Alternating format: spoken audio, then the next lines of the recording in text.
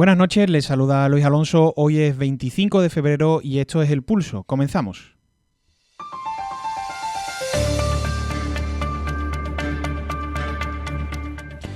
Pues esta semana no es una semana cualquiera. Este sábado se cumplen 46 años del día que los andaluces votaron ser españoles de la misma categoría que el resto.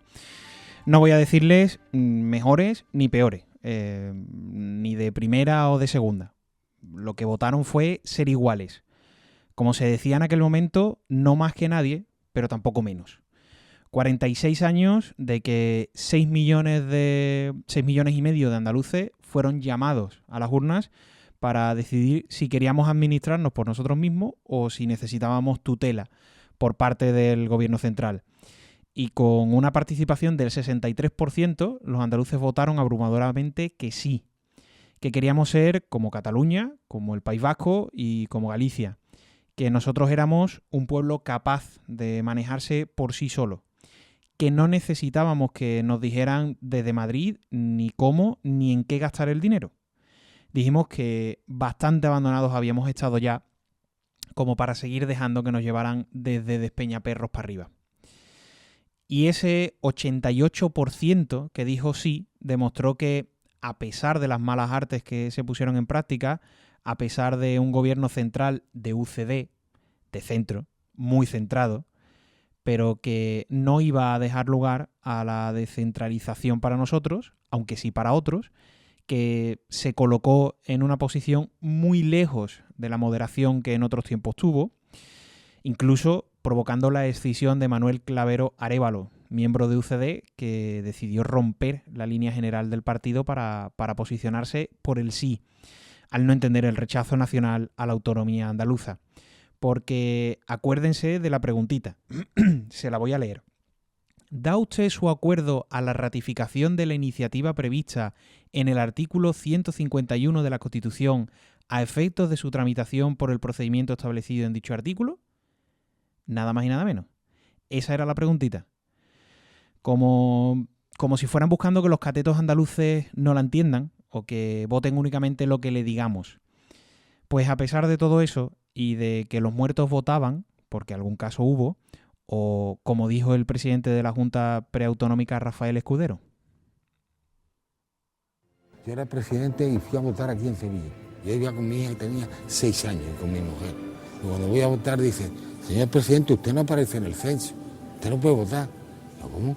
Dice, no, aquí nada más que aparece una tal Patricia Escuredo, que era mi hija, que esa sí puede votar. Y dije, los muertos votan y los vivos tienen dificultades para hacerlo.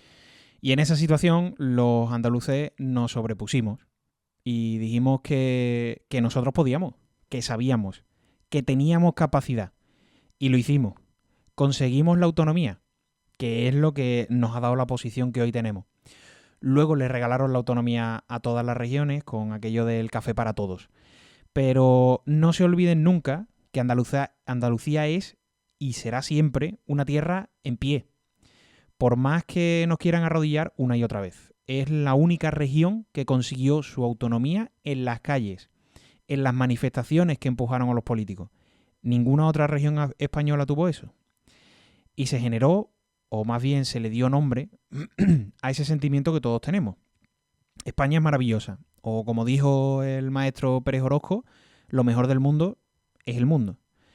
Pero todos sabemos que usted y yo tenemos algo que no compartimos con uno de Burgos o con uno de Valencia. Algo que no compartimos ni siquiera con un murciano o con uno de Badajoz, por muy cerca que estén. Y esa cosa que nos une, que no se borra porque está pegada, soldada, tatuada, podríamos decir, al alma del andaluz, es connatural a esta tierra. Es intrínseca a los que vivimos aquí. Porque quien viene de fuera se da cuenta que aquí el tiempo se mide de otra forma. Y es que Andalucía es, pues, tierra de luz, historia y vida.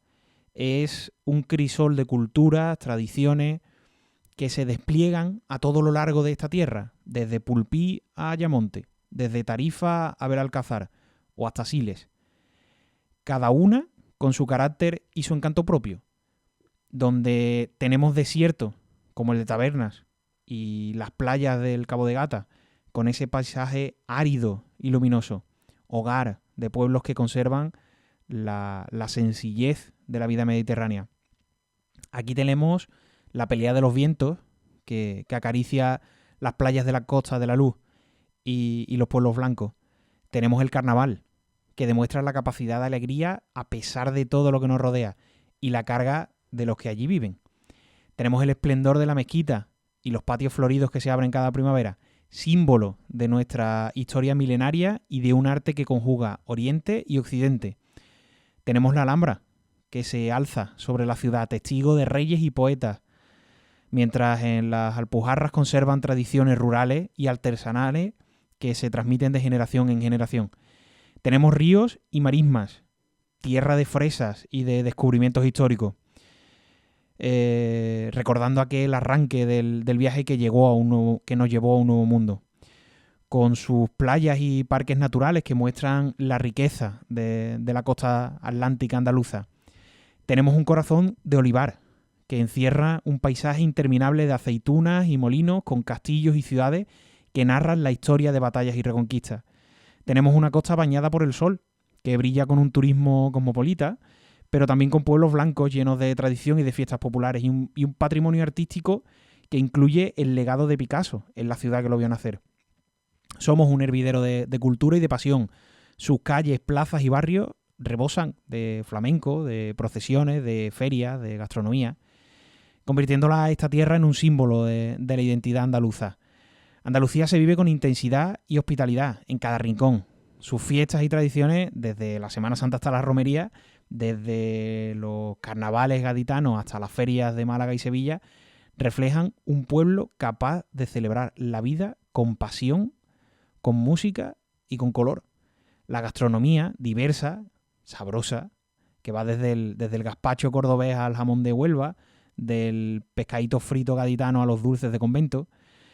Cada una de sus hijas, de sus 8 hijas de esta tierra andaluza, aporta su historia, su paisaje, su cultura, pero todas comparten un espíritu común: alegría, orgullo por sus raíces, capacidad de trabajo y un corazón abierto a los visitantes y a la vida misma.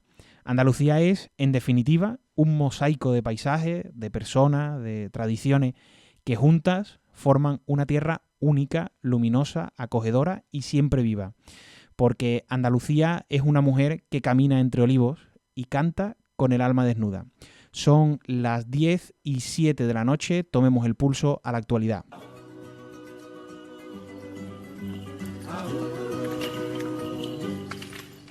Fuera corona, porque este perro solo es siervo de ese rey que su persona abrió el yugo de esta nación que lo que no gana en el norte lo usa aquí como verdugo. Caiga la rosa con sus espinas en la tierra y que de vida una savia nueva salga esa espiga, que no alimente a la gaviota, no mascareta y la patética visión de un pueblo inculto de pandereta. Abajo el manto, los sanbenitos y la burla se despeñen de una vez por el barranco. Un hombre queda, tan solo un hombre, un andaluz que cada día lo que pica lo desafía. Limpio de cruces, un hombre queda, que por diciembre coloca flores en memoria de un chaval y su blanca y verde. Y por febrero vive cantando para salvarse del naufragio universal de un año entero. Soy de esa raza, un pedacito de mayúscula, cultura, salió la luna, deja que duerma para la guitarra. Esta montaña no es Sierra Morena, es la piedra más grande del camino. Si no la falta, eso es lo que deja a tus hijos y a sus hijos. Vengo que el fuego, Dios, vengo que el fuego. Si piensas como Dios, es humano.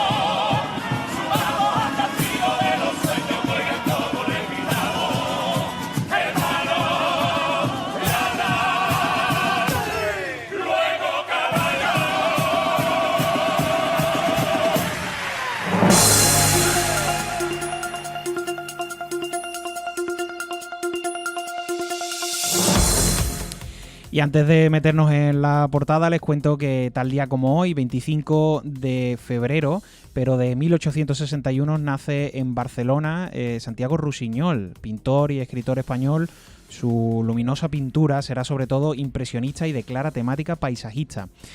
También tal día como hoy, pero en 1983, muere en Nueva York el dramaturgo estadounidense Tennessee Williams, ganador del premio Pulitzer de teatro en 1948.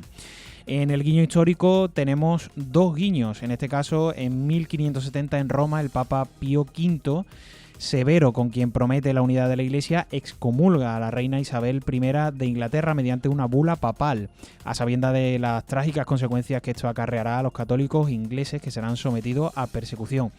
Y también tal día como hoy, pero en 1836, Samuel Colt patenta el revólver, cuya principal ventaja reside en la posibilidad de realizar 6 disparos sin necesidad de recargar cada vez el arma. Hoy felicitamos a los Victorinos y Víctor, Nicéforo, Claudio, Diodoro, Serapión, Papías, Donato, Justo, Irineo, Daniel, Tarasio, Cesareo, Abertano, Romeo, Valerio, Bonelo del Bierzo, Valverga, San César también y San Gerlando. Y recordamos que hoy ha sido el Día Internacional del Implante Coclear. En portada, ¿qué les cuento? Pues que la Junta de Andalucía hoy ha anunciado los 18 galardones que se entregarán este sábado en la gala del 28 de febrero, que este año será más breve y aquilatada, tal como ha dicho el consejero de Presidencia, Antonio Sanz. Entre los premiados se encuentran Manuel Carrasco y Paz Vega, que recibirán el título de hijos predilectos, mientras que la modelo y presentadora Eva González y el grupo musical Cantores de Hispali también recibirán medallas de Andalucía en su trayectoria profesional. La futbolista Olga Carmona, la karateca María Torres, el torero Morante de la Puebla, la cantante Ana Mena y el director de ciberseguridad de Google, Bernardo Quintero, completan algunos de estos galardones.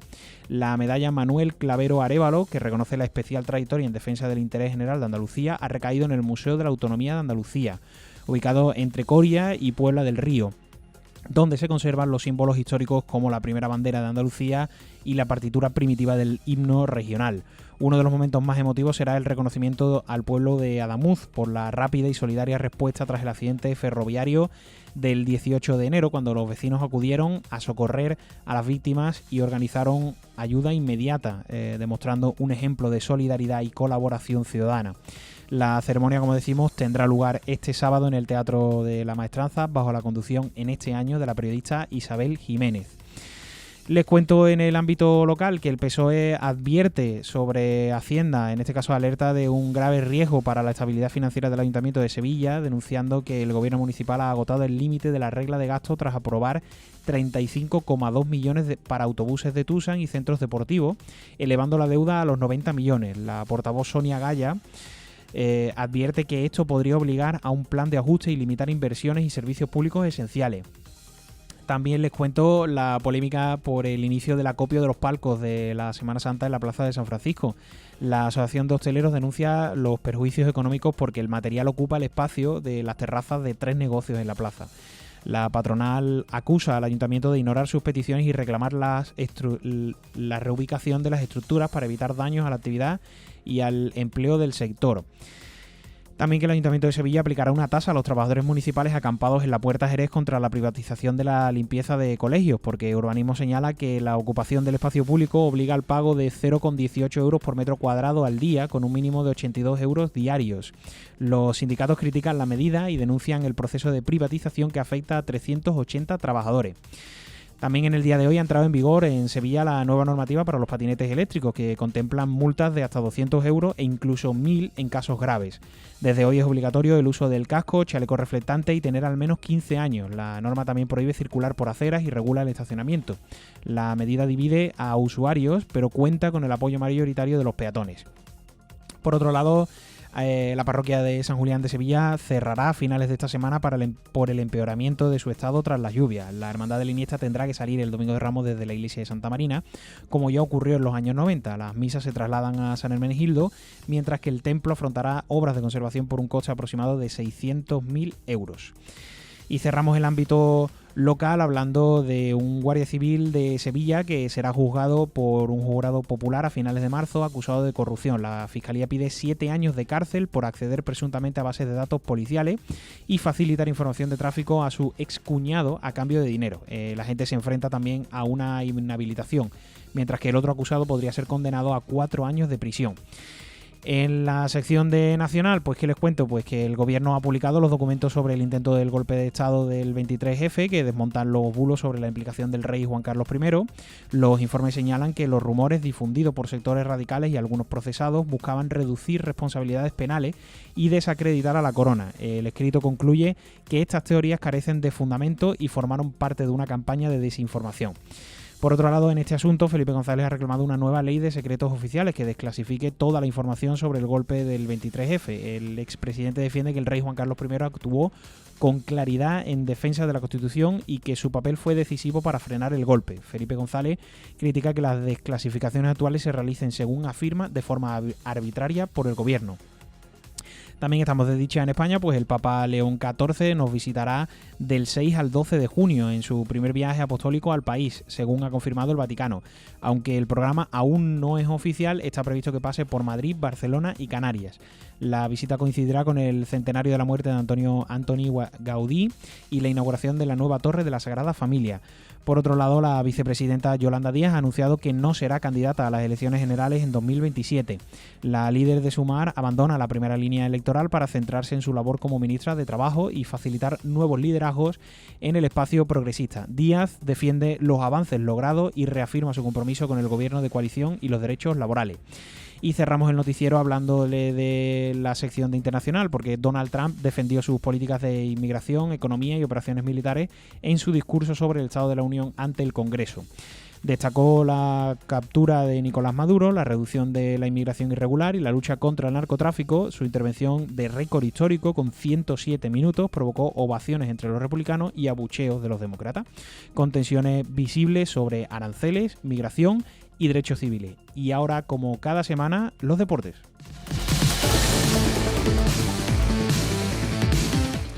Y como cada semana saludamos ya a nuestro compañero Fran Gutiérrez, que nos cuenta toda la actualidad deportiva de la ciudad.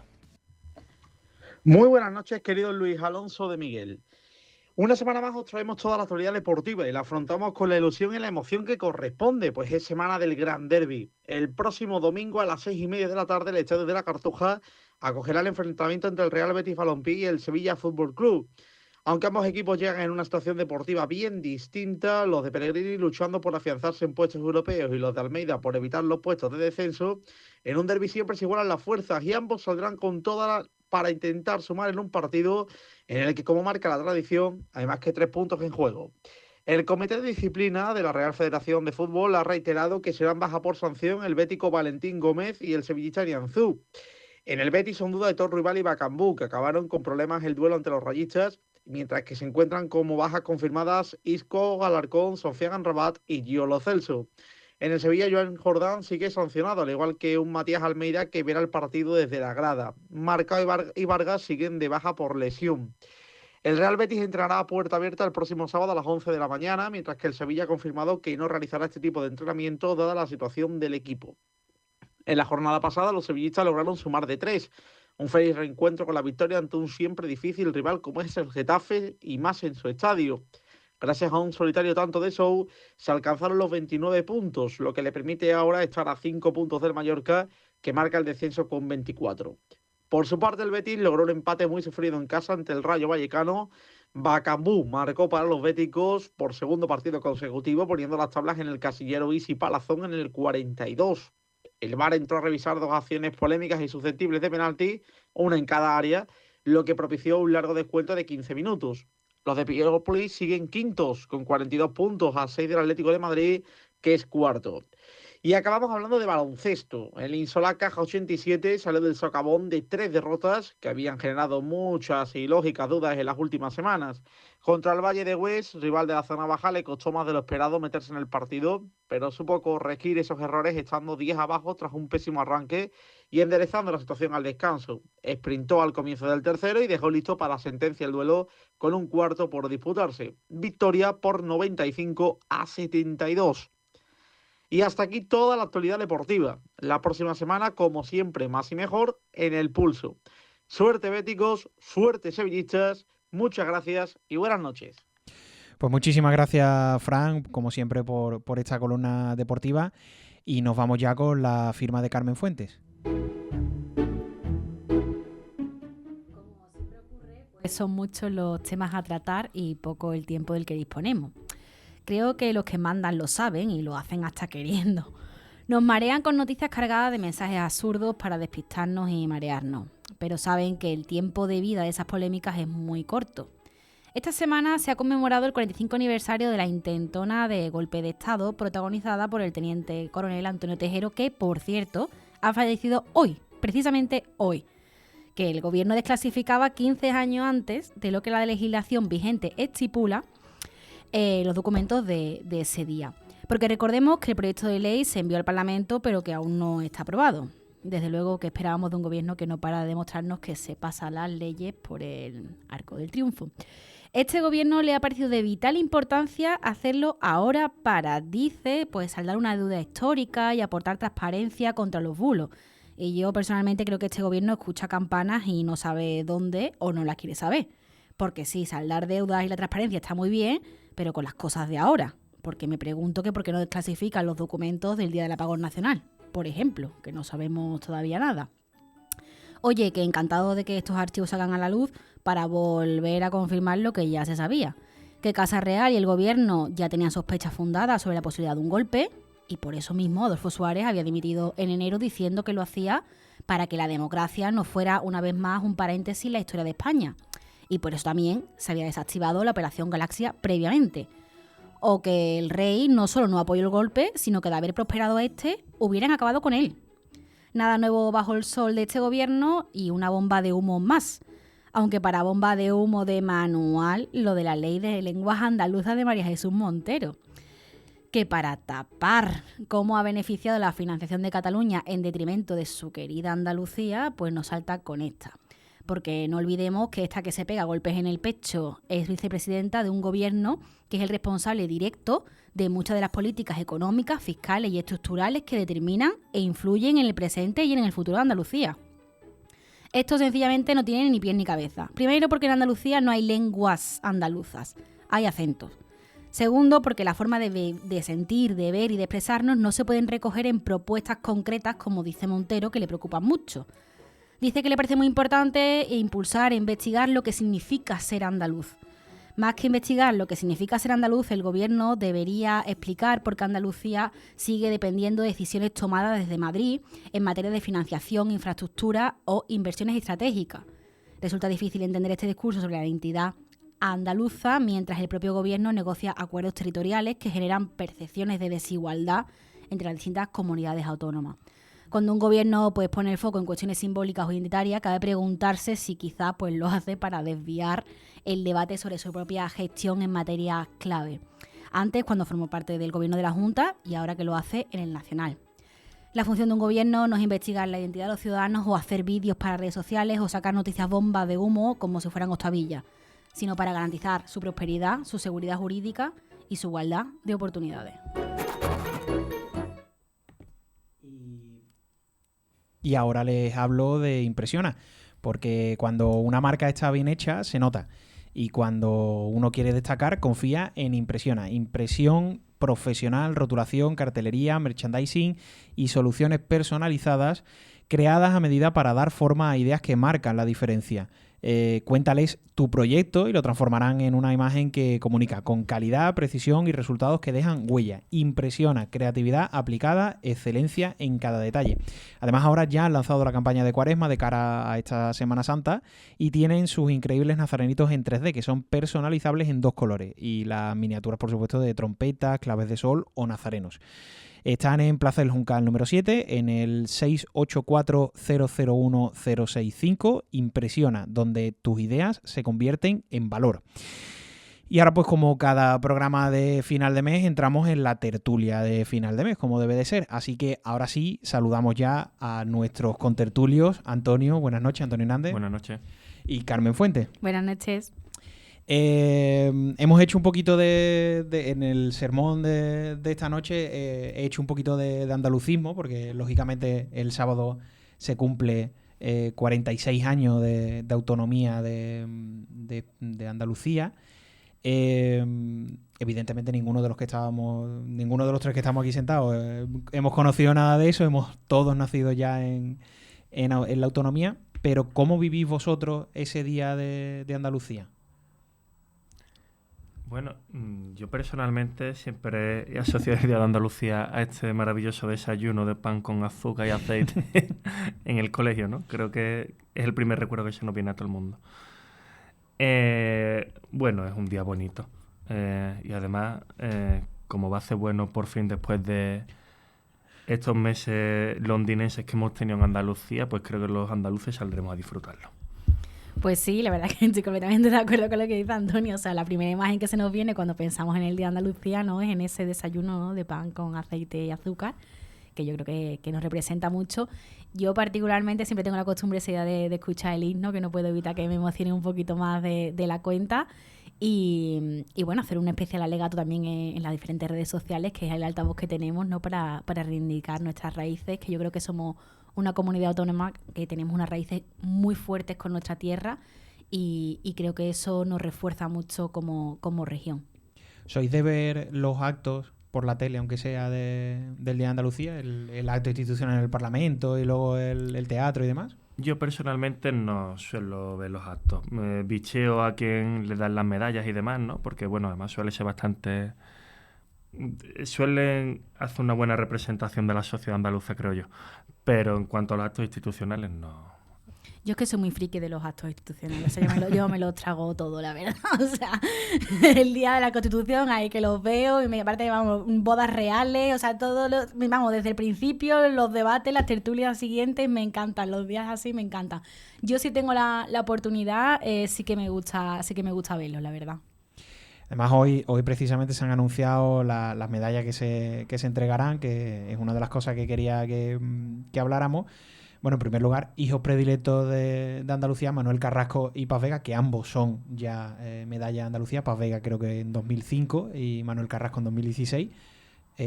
¿Algo que contradecir? No, yo es que no son figuras que vayan a levantar una polémica. Yo creo que no hay ningún andaluz al que tú le vayas a preguntar sobre Paz Vega o Manuel Carrasco. De hecho, bueno, Manuel Carrasco cada vez que viene a Sevilla, ¿no?, bate su récord en el Estadio Olímpico, ¿no? Lo cual es un buen síntoma de cuánto se le aprecia aquí en la ciudad, ¿no?, por ejemplo.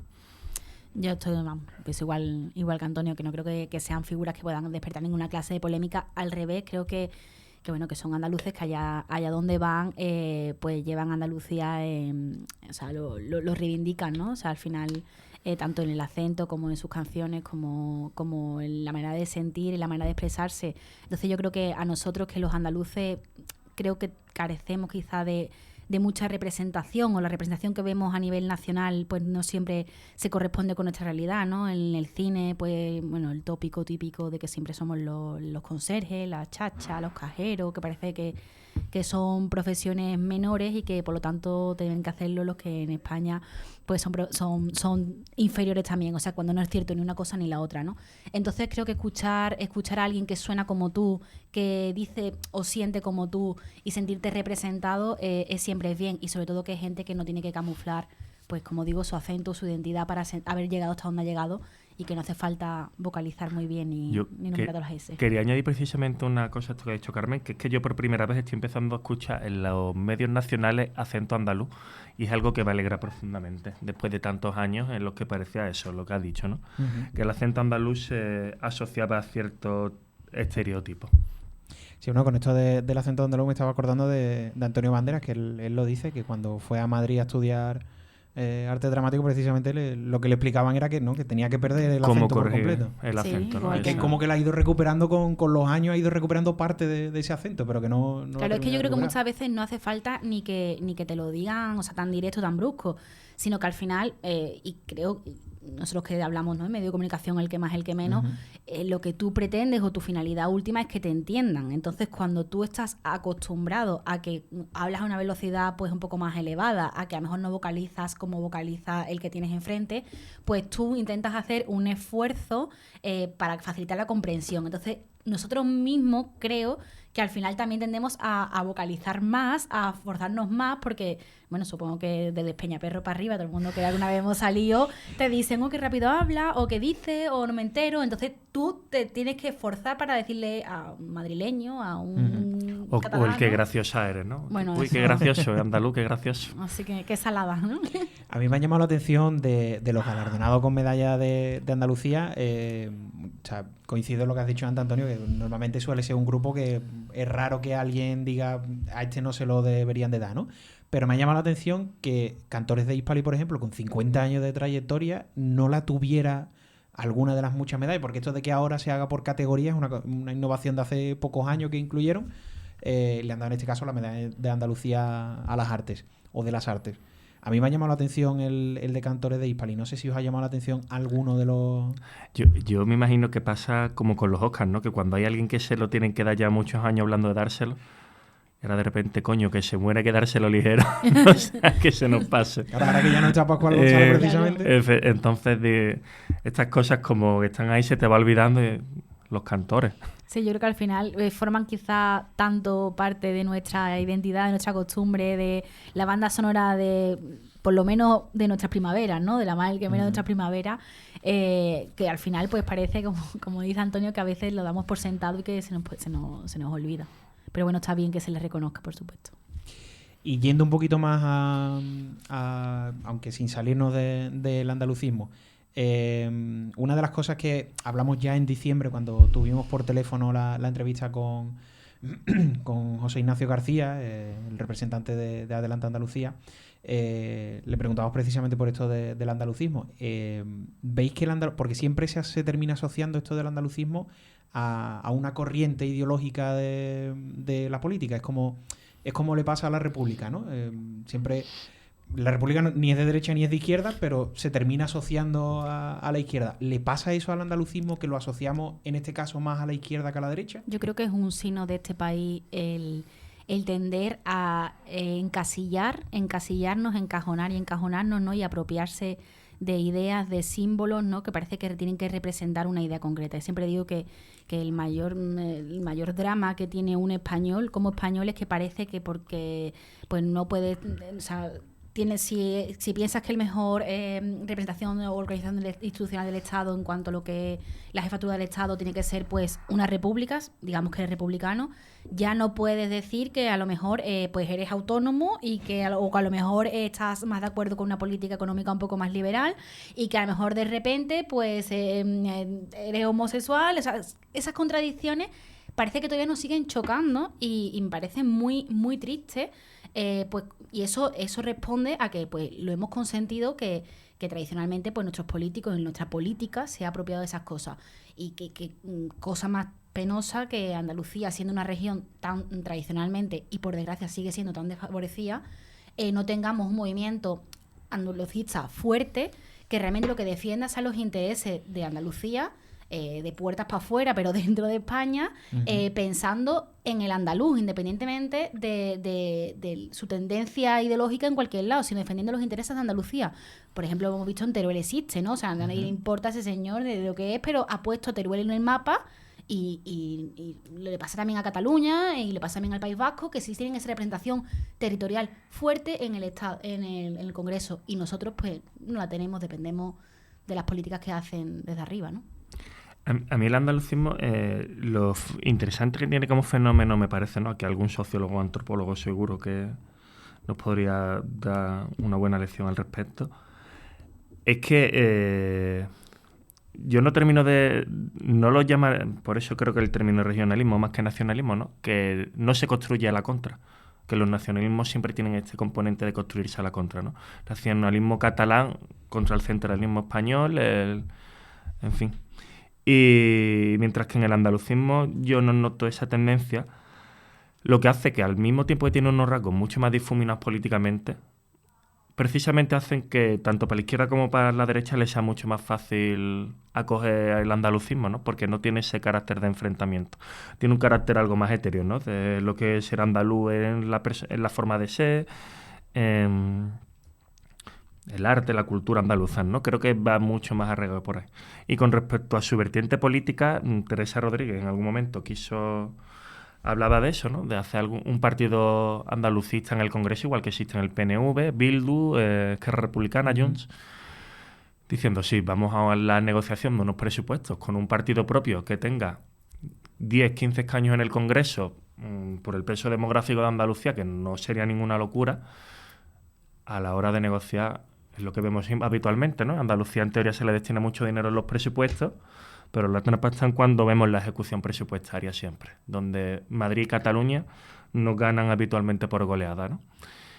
Y bueno, Juanma Moreno fue también inteligente porque en ningún momento renegó de este andalucismo, ¿no? Él no dejó que el PSOE se apropiara del andalucismo y le quitó una buena bandera al PSOE en el sentido de que en ningún momento ni Susana Díaz ni luego sus sucesores han podido acusar a Juanma Moreno de algún tipo de centralismo o de hacerle la contra el andalucismo. Claro, es que históricamente precisamente fue el Partido Socialista fue quien abanderó ese andalucismo y por eso los partidos andalucistas, como el propio Partido Andalucista, se fueron perdiendo, diluyendo en el PSOE y como bien dice, Juanma Moreno yo creo que también ha sabido muy bien abanderar este andalucismo sin perder lógicamente la referencia. Y como decías lo del Congreso, creo recordar que tenemos 60 diputados en el Congreso que son elegidos por Andalucía.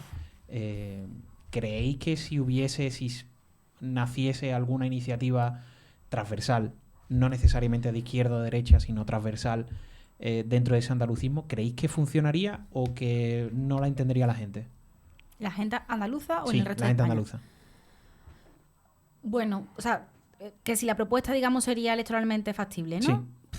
A ver, es que depende mucho cómo se presente. Es complicado al final desvincularse, porque desvincularse de las decisiones o de la corriente ideológica, me refiero, porque si vamos ahí al Congreso de los Diputados no habrá que tomar decisiones y habrá que votar según qué medidas. Entonces, bueno, no solamente puede ser, vamos a pensar solamente en el exclusivo beneficio de Andalucía, porque eso ya ocurre con otros partidos de otras regiones y la sensación que tenemos el conjunto de los españoles es que quizás son un poco egoístas, ¿no? Entonces solamente miro por mi ombligo, ¿no? Entonces, y creo que el andaluz tampoco es así.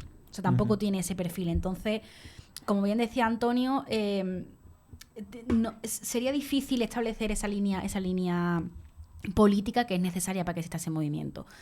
Ojalá calara, porque siempre, ya lo dice nuestro himno, ¿no? Y parece que lo cantamos a pleno pulmón, pero no lo hacemos, ¿no? Andaluces levantados, ¿no? O sea, se han reído, se han mofado, lo siguen haciendo, los chistes en televisiones de otras partes de España siguen siendo continuos, los insultos y las comparaciones, el vago, el flojo, el chistoso, siguen existiendo son unos prejuicios que son muy descalificadores y muy humillantes.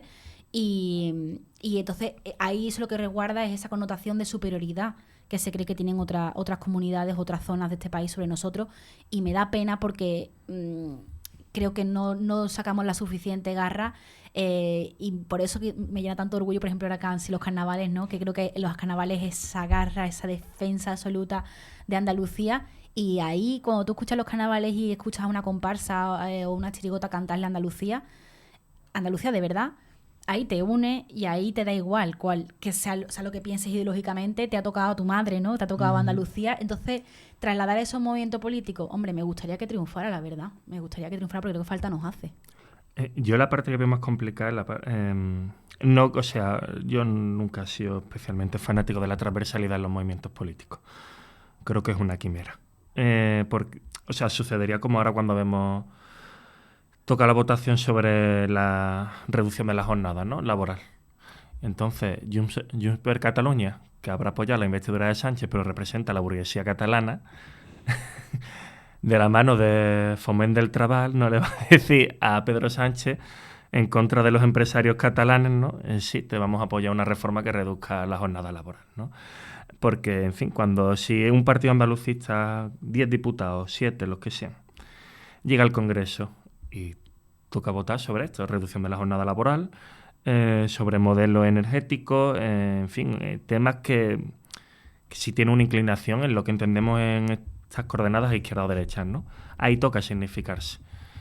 Y claro, cuando uno se significa puede ganar apoyo de un lado, pero a veces taparte la cabeza te destapa los pies.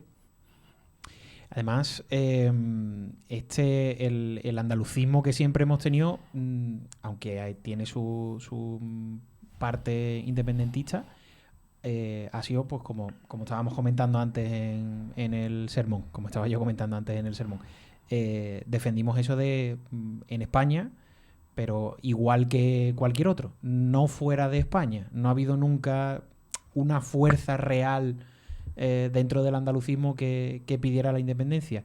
¿Creéis que eso se podría generar o eso solo ocurre en lugares donde hay una riqueza? Ocurre claro. En Cataluña, ocurre en el Quebec en su día, Claro. suelen ser sitios donde hay riqueza. ¿Surgiría eso aquí o no puede ser posible? No, porque creo que el andaluz, aunque lo que piensen otros, el andaluz no tiene un pelo de tonto. Entonces el andaluz sabe perfectamente que dónde va por sí solo, ¿no? Y, o sea, ¿por qué? Porque al final, para tú poder plantearte siquiera una independencia es porque tienes que haber hecho antes pues unas cábalas, ¿no? Y ver cómo te va a ir por ti solo en la vida. Entonces, si tú eres consciente que sí que tienes la región pues más poblada, pero que después te falta industria, te falta un tejido, bueno, pues empresarial potente, te faltan infraestructura. Tú dices que no me lo puedo plantear porque se lo plantea Cataluña o porque se lo plantea el País Vasco, porque bueno, han sido los niñitos mimados de España durante muchísimo tiempo, a los que se les han ido con los esfuerzos y con los impuestos de todo el mundo, se han ido poniendo pues una red de carretera, de transporte que ha facilitado que tengan mejores comunicaciones, y después también en los planes de desarrollo se colocaron las industrias allí, mientras que nuestros abuelos estaban trabajando en el campo de sol a sol, y la mayoría de nuestros abuelos pues no saben desgraciadamente ni leer ni escribir. Pues la burguesía y las altas alcurnias catalanas pues estaban trabajando en la industria, y los abuelos de esos chavales catalanes que tenían nuestra edad, pues esos abuelos sabrán conducir, sabrán leer. ¿Por qué? Porque habrán tenido un tipo de vida, un nivel socioeconómico mucho mayor. Entonces, cuando tú estás en un nivel socioeconómico mucho mayor y una mayor tranquilidad vital, a ti te da tiempo a plantearte otras cosas. A nuestros abuelos probablemente no le daría tiempo a plantearse si independencia no. O sea, bastante tenían con esta levantarse tan temprano y estar pescando o estar en el campo. Cuando tú estás sentado en una oficina con un ventilador, pues a lo mejor, y sabes que puedes, pues a lo mejor le das un poquito las vueltas al talento y empiezas a decir, oye, mira, pues que yo solo estaría mejor, ¿no? Bueno, es que teniendo en cuenta cómo surgen los nacionalismos, ¿no?, en el siglo XIX y demás, con la conformación de los estados modernos, tal y como lo conocemos, ¿no?, la llegada de la burguesía al poder, que en fin, esto anima el surgimiento de estos movimientos nacionales. Bueno, Andalucía ya se incorpora tarde a eso, ¿no? Surge estos movimientos con más fuerza en Cataluña y el País Vasco, que también, no solo los motivos lingüísticos, porque también en Valencia o en Baleares se habla catalán, bueno, con sus vertientes, ¿no?, el valenciano y el balear, pero... Y no hay, sin embargo, este sentimiento independentista, ¿no? En Andalucía el sentimiento independentista es una cosa que yo creo es anecdótica, o sea, se juntan y no llenan un bar. Y más por parte de cierta izquierda, en fin, que yo creo que vive un poco en los mundos de Yupi, ¿no? Pero no veo que sea, o sea, políticamente no son un movimiento con fuerza.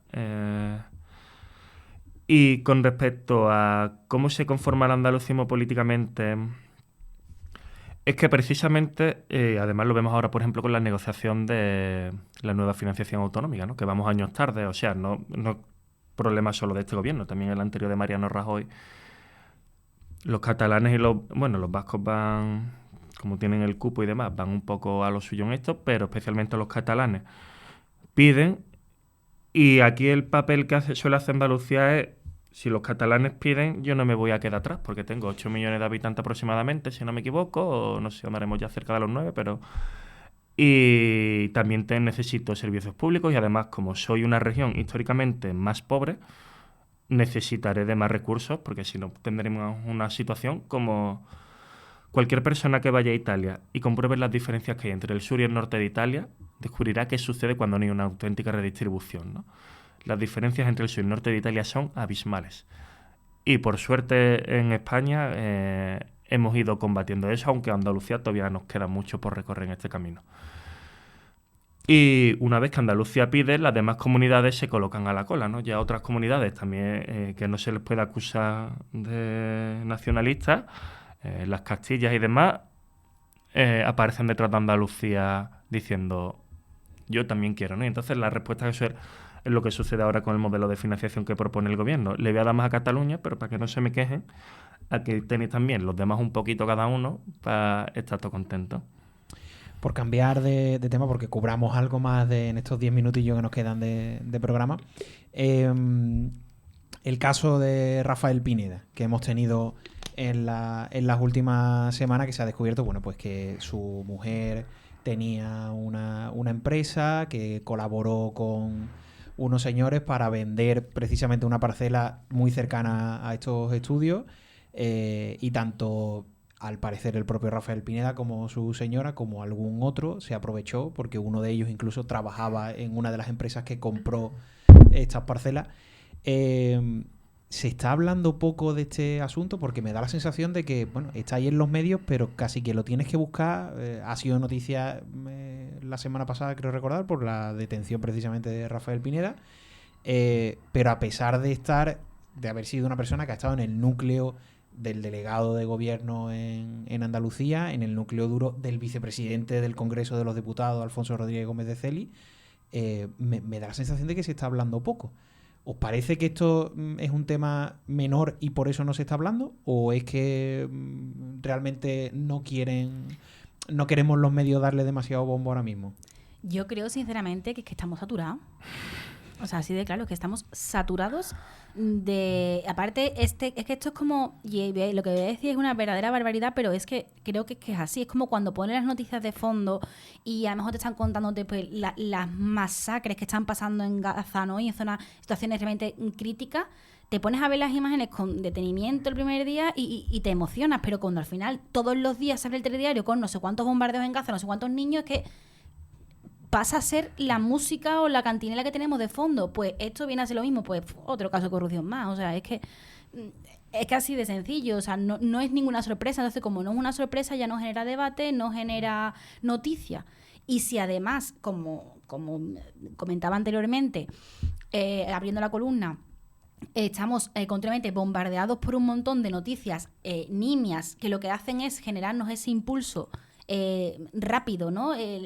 Desclasificación de los archivos del 23F, ¡boom! Subidón, ¿no? Expectativa, a ver qué va a salir, qué no va a salir, en todas las tertulias, programas especiales, a ver, vamos a revivir. O sea, te está dando una noticia, parece ser muy novedosa, muy potente, que te genera esa emoción, que te mantiene enganchado. Pero mañana ya no se va a hablar de los documentos, mañana se hablará de otra cosa. Entonces son noticias muy cortas, de baja importancia, para encubrir lo que realmente es importante, como son los casos de corrupción que están asolando a este gobierno y que ya por desgracia pues nos aburren porque estamos acostumbrados.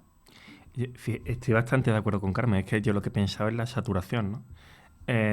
Algún analista político decía que la táctica que ha utilizado Donald Trump es, aunque se contradiga da igual, porque como cada día te suelta una burrada, te tiene tan sorprendido cada día que se te olvida el anterior, ¿no? Y entonces, claro, pues la corruptela de Pineda, o sea, que no es por quitarle importancia, ¿no? Pero que es una corruptela parece un tráfico de influencia bastante evidente. Lo que pasa es que el tráfico de influencia a la hora de mostrarse en los juzgados sí que tiene muchas complicaciones, ¿no? De hecho, o sea, yo creo que Camps, nadie duda de que había algo muy turbio cuando tenía medio gobierno encarcelado, pero sin embargo él se libró de cualquier tipo de condena, ¿no? Judicial.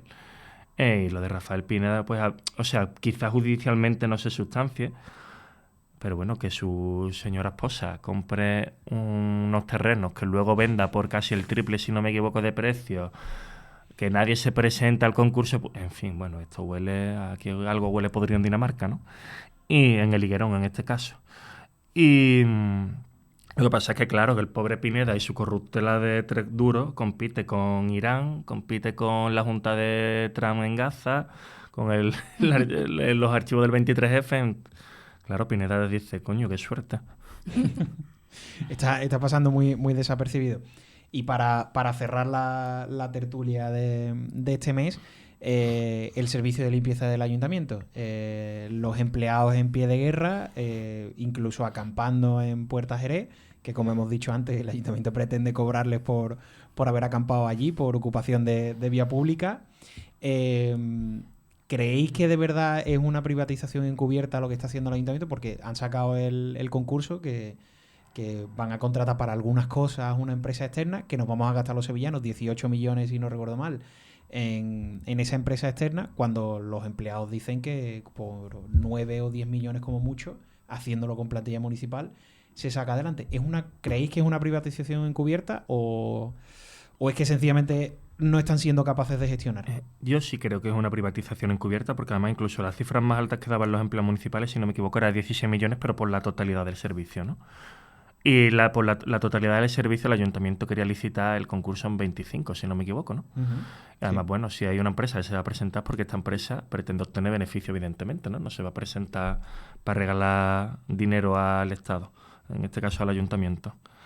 Entonces sí creo que es una privatización encubierta. Entonces yo apoyo completamente la reivindicación de los trabajadores, y solo un pequeño detalle aquí, que es que a mí me sorprende la capacidad del alcalde para meterse en unos charcos en los que nadie le había... Con un perfil más bajo yo creo que a este hombre le iría mejor, pero ¿por qué no ponemos un torno en la Plaza de España? Porque, en fin, yo no sé quién la asesora, pero, en fin, le habrán regalado unas botas de barro, entiendo yo, en Navidad. Yo, la verdad que estoy de acuerdo que es verdad que muchas veces aquí en el Ayuntamiento de Sevilla, no en lo que es en política local, estamos aquí, sobre todo, estamos aquí tratando una serie de temas que tú dices, pero madre mía, o sea, me son un poco como discolor, o sea, ahora de repente eso, los trabajadores ahí acampando, pero es que ahora encima te quiero multar y te quiero cobrar por manifestarte, o sea, es que, bueno, pues eso creo que hace pues flaco favor al alcalde de Sevilla. Bueno, evidentemente hay un problema de gestión y de comunicación y de entendimiento. O sea, es evidente, como también pasaba, ¿no? en Navidades, con lo que hablamos de la policía, los servicios de seguridad y tal.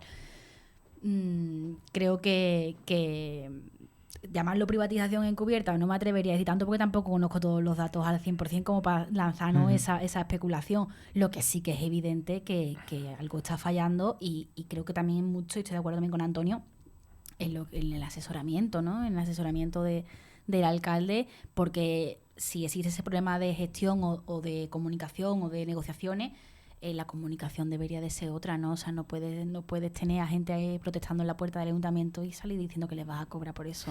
80 euros al día. 80 euros al día por manifestarse. Es que, o sea, te lo cargas. Bueno, pues aquí lo tengo que dejar, como siempre. Nos falta tiempo, por más tiempo que metemos en la tertulia, siempre nos falta tiempo y siempre se nos queda algún tema por tratar. Muchísimas gracias a ambos, Antonio, Carmen. Os emplazo a la próxima tertulia, final de abril, de marzo, para que volvamos. Seguro que nos volverá a dar el ayuntamiento temas para que lo hablemos. Así que muchísimas gracias a ambos. Un placer. Y nos despedimos. Dije la semana pasada que era la última vez que ponía carnaval, pero no va a ser. Esta sí es de verdad. Ya la semana que viene de verdad tengo 4 marchas elegidas para ir cerrando los programas, porque en Cuaresma es lo que toca. Pero esta, siendo tan cercana del Día de Andalucía, había que mantener un poquito ese tono andalucista que hemos tenido en el programa. Así que nos vamos a ir despidiendo precisamente con eso, con música muy andalucista. Y como siempre, disfruten de la semana, sean felices, amen bonito y por supuesto sean andaluces. Buenas noches. Oye, invítame un traguito, guapo de cara. Si vienes buscando historia, anda, siéntate en la noria de este viejo corazón. Si me hubieras conocido en otro tiempo, por el filo de mis muslos todos bebían la miel. Puerta de entrada y salida para mucho, otro aristócrata ministro, un rey que todas las razas conocidas han corrido por mi piel. Entre Málaga y Huelva, Córdoba y Almería, de Jaén a Granada, desde Calle a Sevilla, una diosa en su cama yo me convertí. Lo de Peñaperro lo pusieron por mí. Por la playa y las montañas siguen hablando de esta rosita de abril. Y aquí estoy Las entrañas mías relatándote mi vida sin donde caerme muerta buscando el pan pa' mi casa. Por la esquina,